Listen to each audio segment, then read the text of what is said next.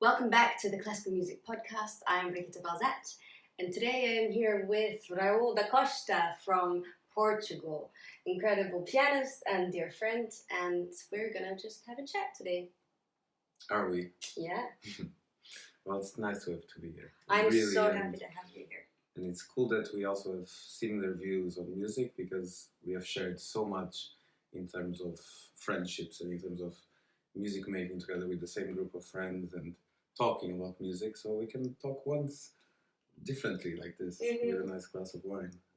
Yeah, it's not often, sometimes even, especially when you have so many friends that in different circles, and I mean we've met each other so many times and spent a lot of time together, but to have a dedicated time to really just chat is quite a special thing. Yeah, precious. I think it's sometimes we are all too busy in our own world, being that practicing, being that bad practicing, being that good practicing, or busy with our own lives, that we all have to survive and to make out of this survival game that we all play before we die.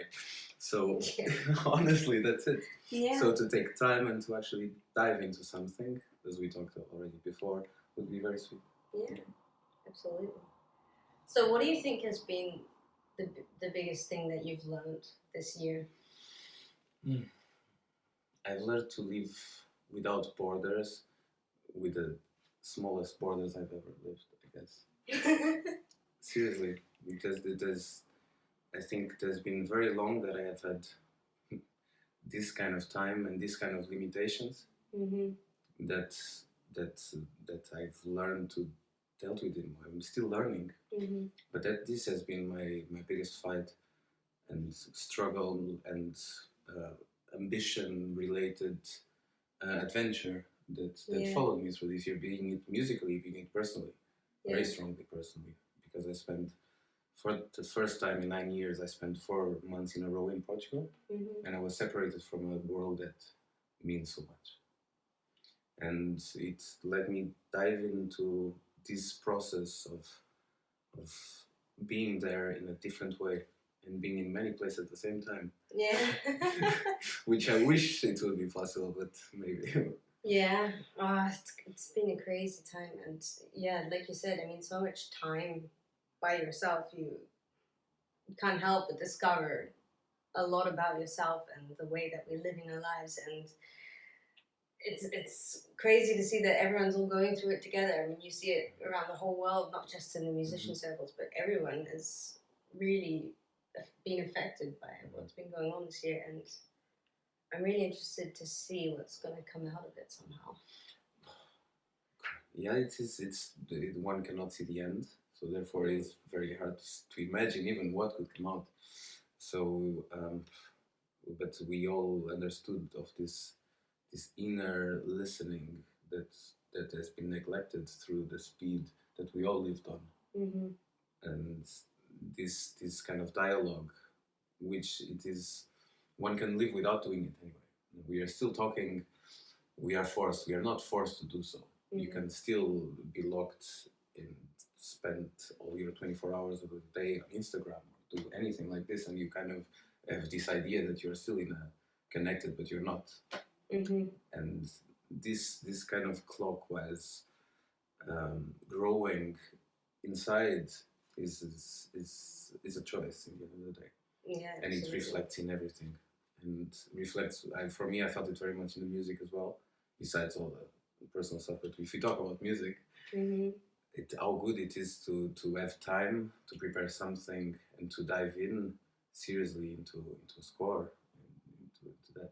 Yeah. And then comes this horrible notices that we all kind of went through of the cancellations. So you actually look forward for in 2 months having that concert with that orchestra that still wasn't cancelled, and then you dive in and you feel you could even play the flute as well, or you could know everything, and then you get this cancelled, which has been the case of many concerts, and it still is the case. We are still in the middle of this problem, and that cannot stay like this for the cultural business. It cannot stay like this, and especially not knowing for sure when is something coming, having a month notice for each kind of time. For our business, we can talk in a couple of months of an absolute rupture of the system. In terms of agencies, in terms of concert halls, in terms of orchestras, and besides all the musicians that need to pay their bills and live their lives and feed their kids. So this is tough, but yeah, when things like this one can get easily down, but there is no other way than fighting and talking and raising our voices and to be heard. Absolutely, yeah.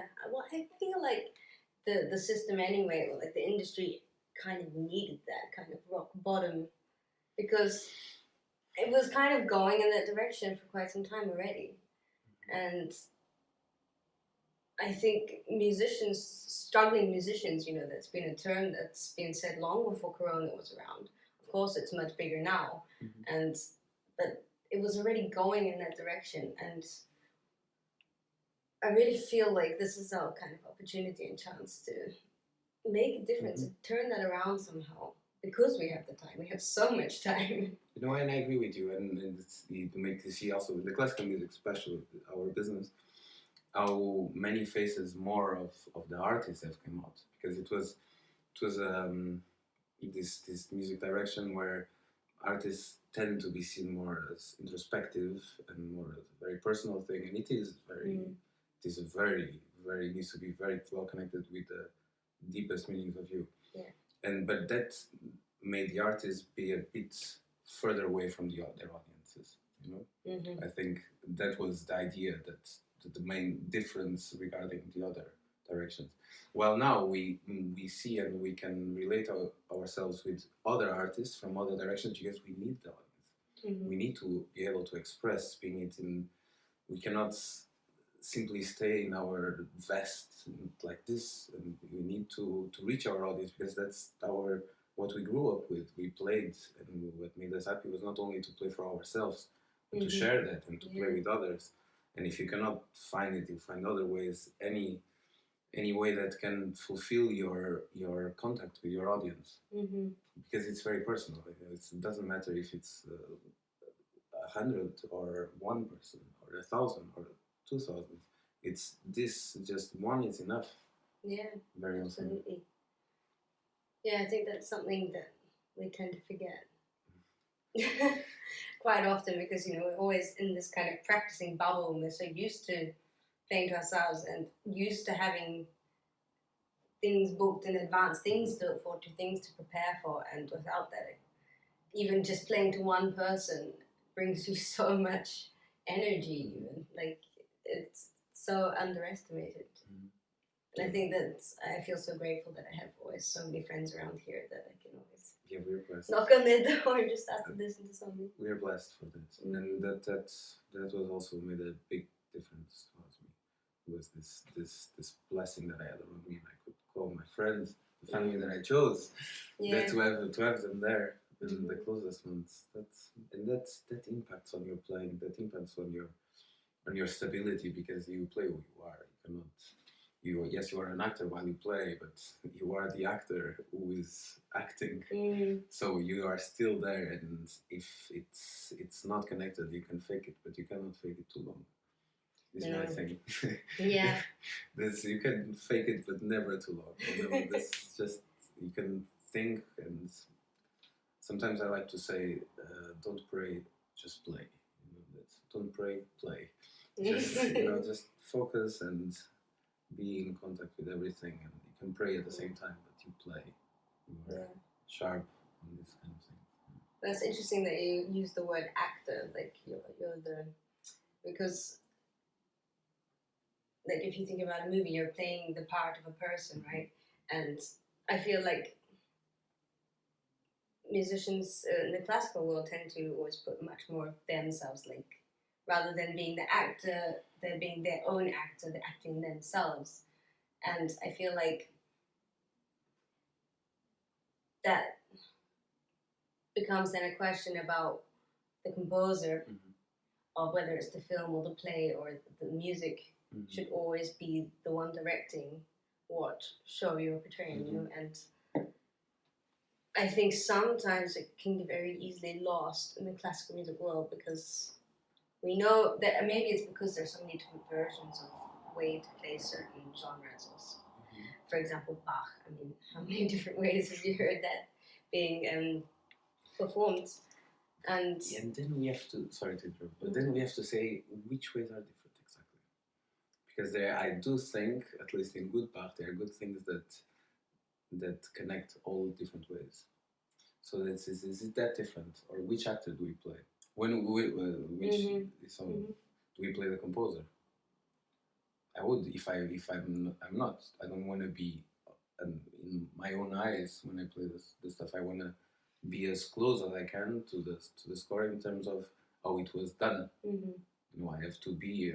I wish I would dream to be or get as close as possible to what those geniuses did and why they did it this way and everything which is behind that. Basically, and that's your acting. That's like you can call it acting. You can call it a bit of. There's a lot of history, so anthropology kind of the ears. You know what I mean? So you dig in and you dive in these centuries that have passed, and you find messages that are actual that you can relate right now. After you know everything, then you relate emotion-wise to a score. That's your first connection to a score or to any kind of music's emotion. At least I think that's what it is about. That's what I like to think it is about, and then you relate through it through sound and through your perception of sound. But it is not more than that. So you have this first idea, but then when you dig in the score, you really check for everything, for every detail of this picture that you have of display. You can relate it to every art form. Yeah. And like a good actor, you have to train your speech. And then, because it's then being able to communicate that to the audience. And I just had this strange idea that like the composer is like it's like the writer of a story, and the score is the story. And when you perform it, you're telling the story, but you're gonna have your personal reaction inside that, and that's your personality through the story somehow. Yeah, and which is automatic. In the end, that thing is automatic. Exactly. You don't wanna put yourself. You don't wanna write your name in the end of the score. I did this. Yeah. No, it was done many times before you did it. Yes, you made it new. You made it new in that moment. That moment, this is your performance. You are the one who is, but you should be invisible. Yeah. Now you should train that. You should have that Harry Potter quote where you are invisible but you're not. You are there. But that's the work that you dive in on the composers, and that's endless. You see the amount of magic that they needed for that damn quote. So that's the kind of magic that you have to seek when learning the score, which is a really endless job. It is. But I think it's also the most fascinating. Somehow. And the most expensive one. The one that will take a lot of your time. And years, and you will come back to it and you will see it differently because you have been through different things through your life. But you automatically see it differently. It's not that you think you see it differently, because what you think or what you should be thinking is what is there really. Yeah. You know, what is behind all of that. So that's a lot to look forward in this work, and that's the good part that at least I really dived into this year. Yeah. I've also been kind of on this journey as well. It's quite crazy because I had so much time with the instrument that I had no idea what to practice for quite some time, and then just trying to figure out how many different ways there are to play one piece even. And I think it's even been really fun for me to play old pieces over and over again and try to make them different every time, just to see what the possibilities are. And that's been really, really fun. There are many ways to play one piece, but when you are there is only that way. And that you can, at least you have to make it that this is the way. In my opinion, you can play it next day differently. If you have two concerts the same day, both of them are the way. I think this is honestly a good idea that I like to think. At least I want to be sure of everything. Or one talks about freedom when playing. This is a very hard subject for me. Mm-hmm. Freedom is it's the most valuable thing you can have. And when playing, you are free, and you are not free. Yeah. You are very free in a spiritual way, perhaps, and everything that an artist is or should be. Mm-hmm. But you have a very precise work, I think. I like to see my work as precise. I like to see the surgeon part of it. Yeah. You do see your scores, but the actors have good techniques, surgeons have good techniques, and you can see how an actor prepares a phrase that he's going to say. And he says it in such a way that you wait, actually. So that the secret comes late. Or there is something, and then obviously this is horrible acting to speak like this, but in music you can find these passages. You find this in every phrase you say, honestly, because speech is hard, and then you see that there are many ways to say it. But if you know what you want to say very well, then the freedom comes. But you need to know 100% what you want to say and try and see new ways. But then you are free. But you need to know everything. And then sharp as a surgeon or as a really tight drummer who is always on his feet and I like those drummers. Especially because the pianist is well. The piano is such a percussive instrument. So you got this, you can have hundreds of different touches and all this goddess or godlike moves and I don't know, sex with a keyboard basically, but in the end of the day it's a sharp thing. The hammer hits the string, there you go, and that's a drummer like precision that it needs to be. And then you talk about technique or the physical part of but this is that's everything. It's related to music. You need to be that sharp. Yeah, absolutely. That's good fun. And you're not free. How are you free? Because you are always sharp and always seeing what's going to happen. And if you're not, then you just feel like you're like one step behind, constantly running. One can sell it nowadays. Because you see everything, you can sell anything nowadays. But each one of us, we grew up and we are sensitive and we worked on music and we think and we want to know, and we want to be as serious as possible. At least I think one should. And I try to be with myself, and I really try. And so you need to be there, and you need to sell what you believe in. Yeah, absolutely. At least I don't feel good not doing that. It's a big trouble, and I have. As soon as you have to perform or do something that doesn't feel right, I want to quit when I have these moments. I'm like, I can't believe, no, I cannot. But we all know the struggles. We all know the money struggles of being able to do our thing, the business, which is hard, the competition, which is huge. There's all these things. There are all the problems we can imagine. But on the long term, this is damaging you. This is also this is who you are. Becomes who you are, and I don't think nobody wants to become someone who you don't feel yourself good with. Yeah, absolutely. So if you believe in it, just fight, and it's tough, but fight other ways, fight around, do every round possible.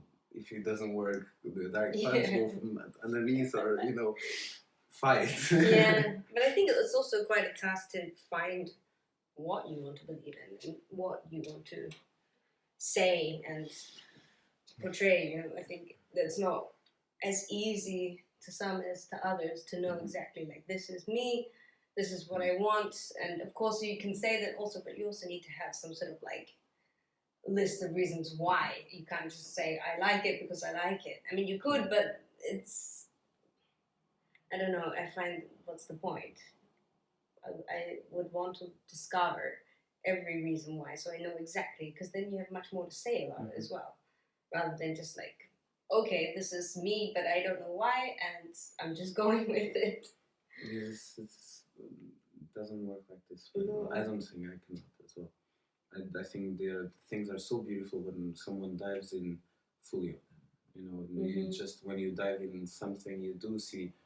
If it's something you really love, you start to see more and more things that you love. And if there is something which is not perfect, you love it even more. Because nobody loves such something which is just dreamlike situation. That would bore you to death if you would have that. Honestly, I think so. Yeah. So you fall in love with the things you hate rather more than the things that you love. I think because you need this element of hate or hate. No, it's not hate. You need the element of something which is not, let's say, a fully white, and there's a picture which is only white, and there's a little brown-like thing which is not so white. But that little thing can make you love that thing much more than a plain white. Yeah. But we are talking, it can be millimetrical.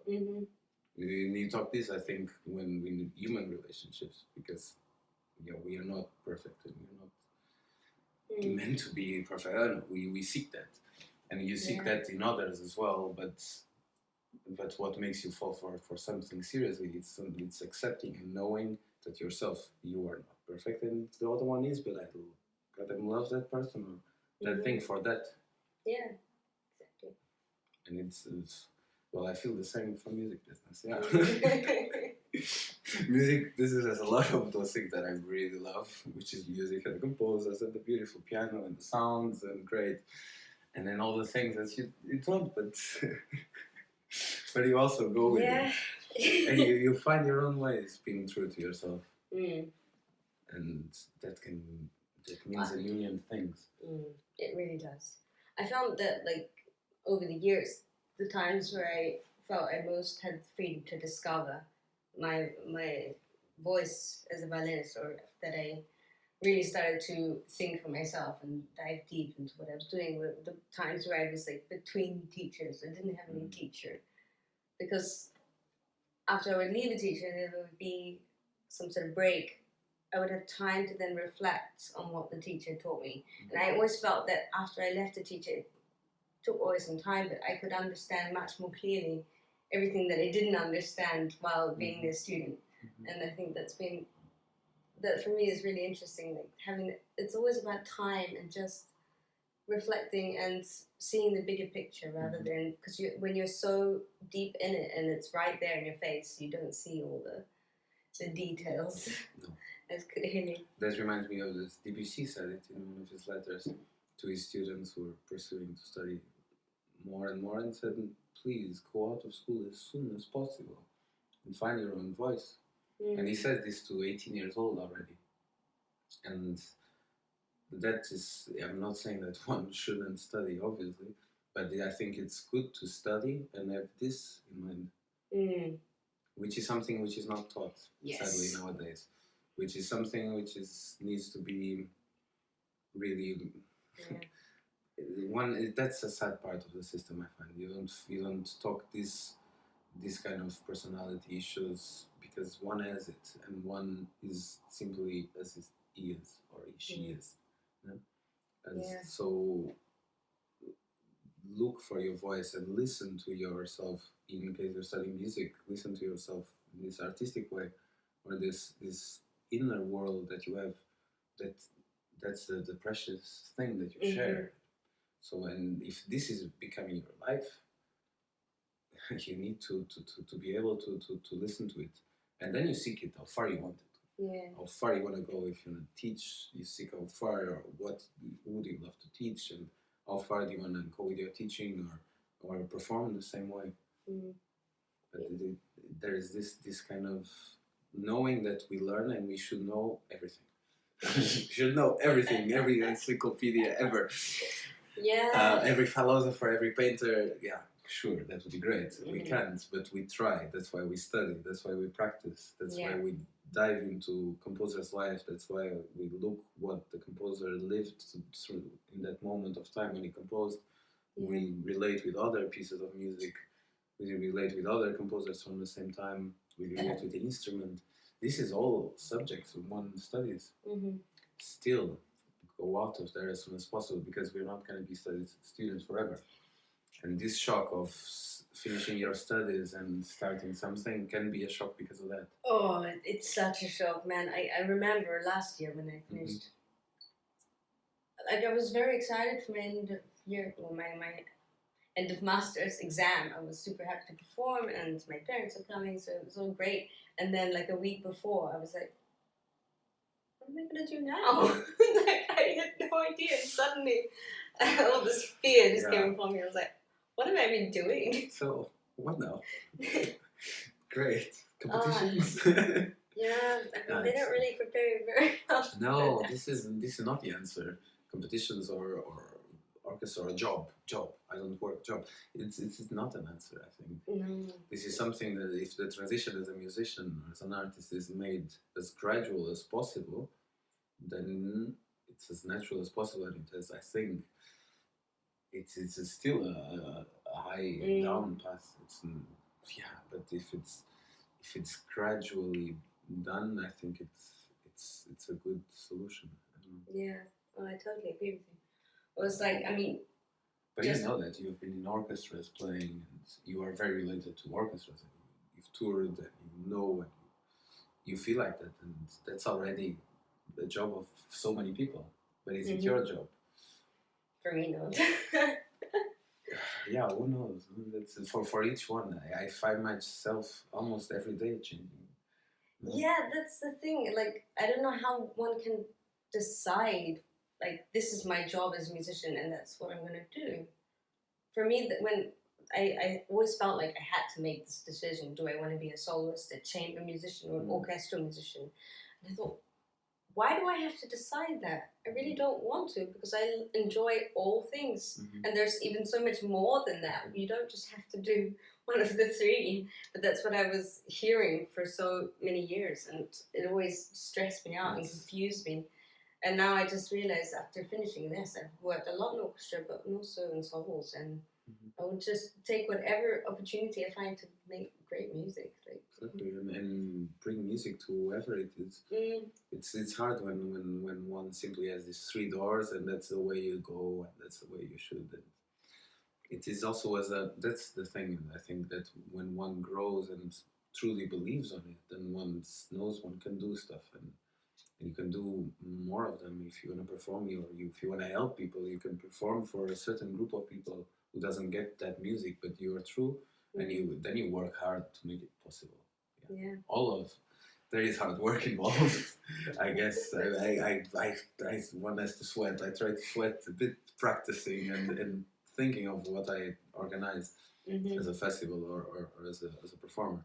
So one has to dive in just deep, I think, and then I think the time is hopefully on our side.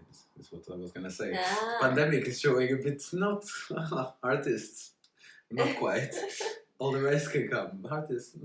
So maybe later. I don't want to lose that hope. No, I think that would be the worst thing for all of us. Like, no. I really am trying my best to see it as like a good thing for us and try to find a way, at least for myself, to find a way for me to at least not get in this trap, when when you're young, you're very full of passion and energy and direction. Once you get older, you see so often people just get stuck somewhere and they don't understand what happened. And I think this happens sadly way too often, especially with many talented musicians.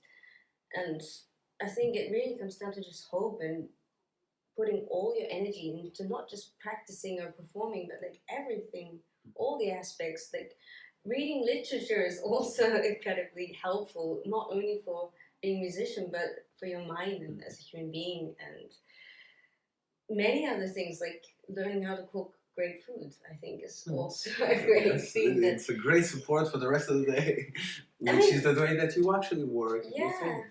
And you have a different state of mind also when you know, later I want to cook something really, really damn tasty, but till then I'm going to work also in a nice way because I'm going to cook great. So why shouldn't I also work great, right? Exactly. You can turn it out so that your day works good in these kind of ideas of doing stuff and diving into something. Yeah. So cooking something really tasty, you dive into that. Yeah, and so you're like, I created this, and it's also, I mean, anytime you're doing something creative, you're already expanding your creative repertoire. And your brain and your body remembers it, and so you're just adding more layers of things to learn and creativity, and I think I find it kind of like, well, at least for me, I cannot do that in just one thing. I cannot only focus on my violin. That's not enough for me. So I'm glad to hear that. We all get reached from so many places. So this is the engine that makes it go through. Yeah. And isn't that practice as well? I find that creativity in practicing a very, very important subject.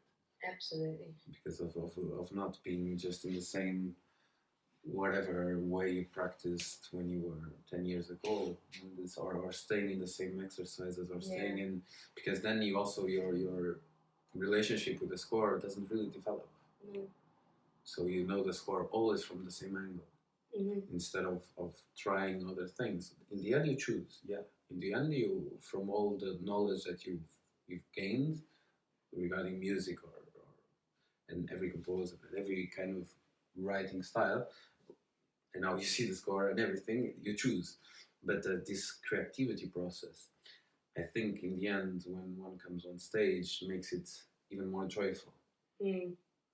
Because you are there and you are hopefully sure of what you want to say, because you know you found the answer for this and that. And then it's worth it, because you totally believe on your speech.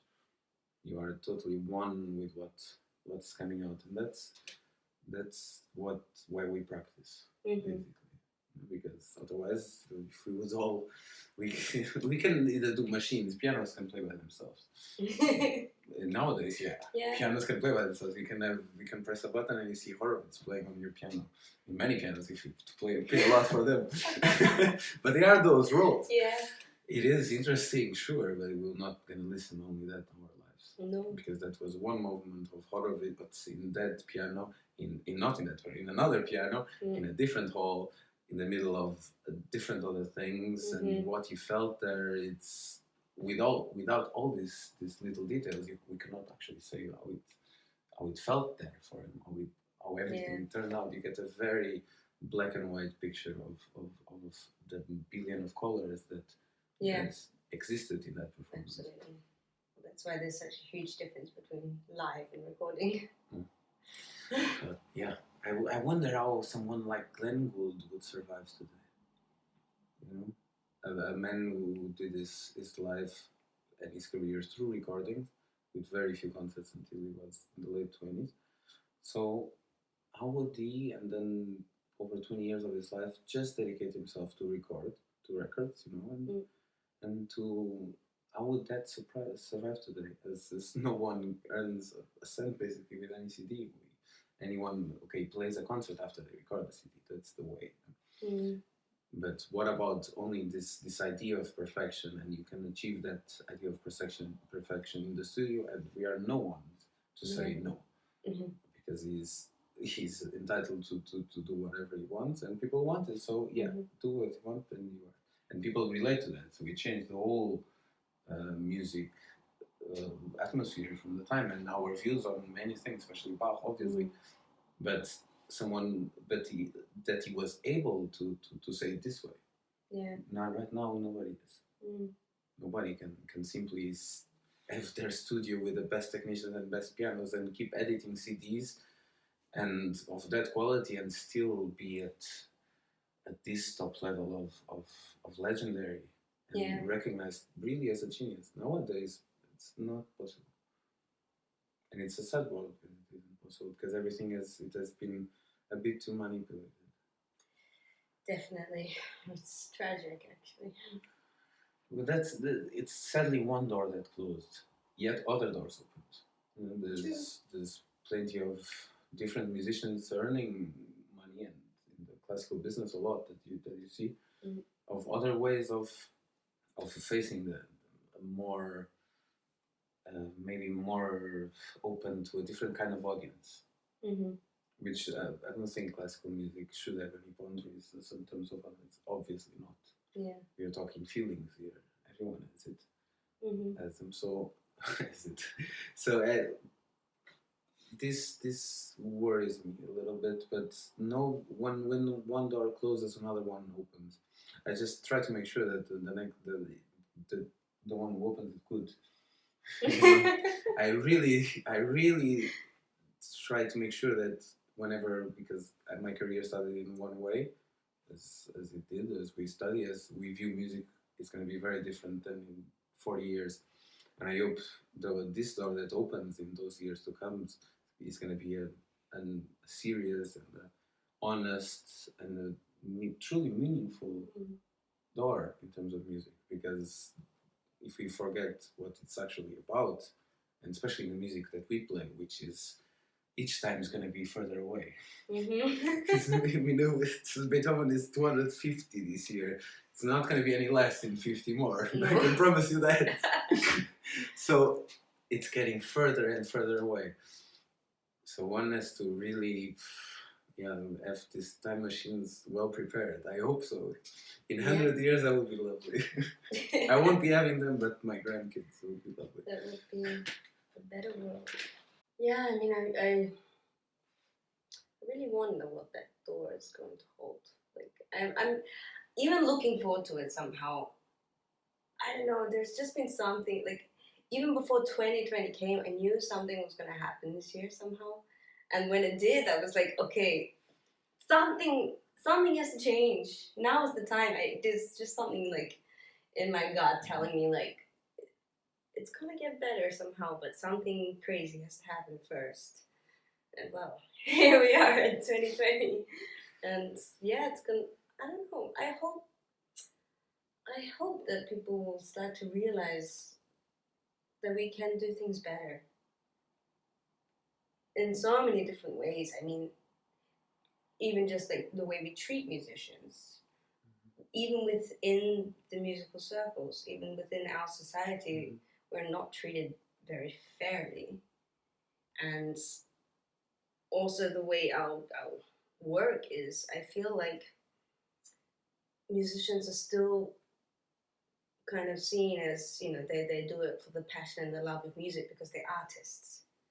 Which, yes, of course we do, but at least I feel like that's not just the benefit of the artist, but the benefit of humanity itself. And just because that is the reason for doing it doesn't mean we don't deserve to get paid like any other person working a job.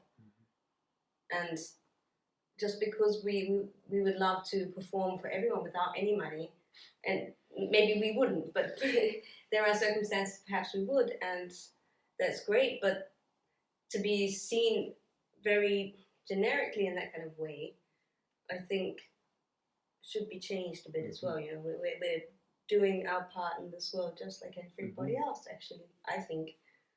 And I hope more people will realize that soon. No, we have every right to. I mean, needs to be respected and needs to be seen. I can say needs to be seen by everyone, and we are the ones that should raise their voices and be heard, make ourselves heard in any possible way, because it has been proven by history when people aren't heard for a long time, the consequences are horrible.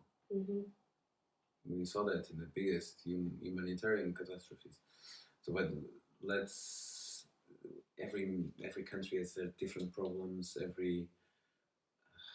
In a way, Germany is having a very tough time right now, and it's always considered a privileged country. But we are here, and we can also say it's far away from what we're used to, and far away from being considered privileged. We can't play, and we don't know when we can. And to be able to cope with this for a very long while can, as I thought, it's It's very dangerous, but it's our responsibility. I do find in a way that, when you said that artists need to stick together, one is still, I've had so many friends that have suffered so horribly this year. Mm-hmm.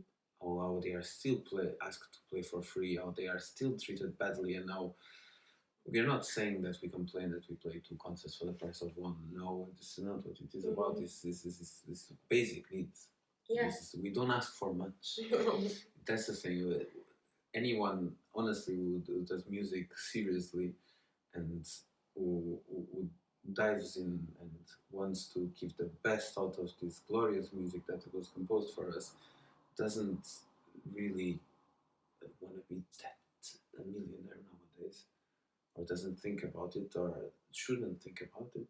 Mm-hmm. Not when Debussy died very poor, and he would be a millionaire right now. Yeah. But he died very poor, but with every film that has used this music, he would be on the very top right now. So who are we to say we want to be millionaires right now? No, but we have the right to have the basic needs and the basic rug underneath us that will keep us from falling apart. Yeah. That's as simple as it is, and that needs to be respected by every concert promoter, and they mostly do because their job also depends on us, and that has been seen. But there are still people who don't treat them right, and that has to be seen by higher people, people who allow concerts or not, and who, after all the study that has been done, after all the money that has been invested in research, and how can we make concerts so that are a safe place, and how much it has been proven that they are a safe place. That is not because of a small gig or of a concert hall from 2,000 people, which is reduced to 200 people. It's not because of that the virus is going to go all over the place. No. It is, and this part of society needs to be heard. Definitely. So please do. Please do. Oh, wow. Well, I think we should end that there. I don't know if there's much more to say. Well, I hope we meet again in a couple of years in season 17 of the Classical Music Podcast. And hopefully in some better circumstances. Yes, there will be, because we will fight for it. Yes. Because it's our responsibility to do so. Mm-hmm. And musicians who truly believe in this and who truly believe in sharing what they share won't stay shut up that long. I think so. Wonderful. Well, thank you so much for joining me today. It's been so great just having a chat with you. And I hope you all liked it too. Let me know what you think down in the comments, and like and share with your friends. And I hope to see you next week.